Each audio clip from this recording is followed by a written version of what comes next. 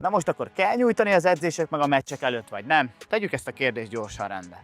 Egyértelműen kell, csak az nem mindegy, hogy hogyan. Meccsek és edzések előtt a keringésfokozásra és a dinamikus nyújtásokra van szükség. Ezek azok a tipikus, utánmozgásos, dinamikus nyújtás variációk azért, hogy fel tud magad készíteni a sportági edzésekre és a mérkőzésekre.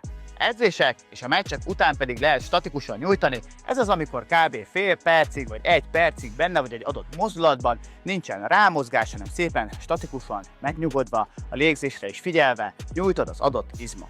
Mostanában egyébként egyre több videót látok arról, hogy a statikus nyújtásnak nincsen semmi szerepe az edzések végén. Ez a regenerációra igaz. Valóban nem fogod tudni felgyorsítani a regenerációt, hogy a statikusan nyújtasz az edzések után, de nagyon fontos, hogy a mozgástartománynak a megnövelésére és a flexibilitásnak a megnövelésére igenis jók az edzés utáni nyújtások.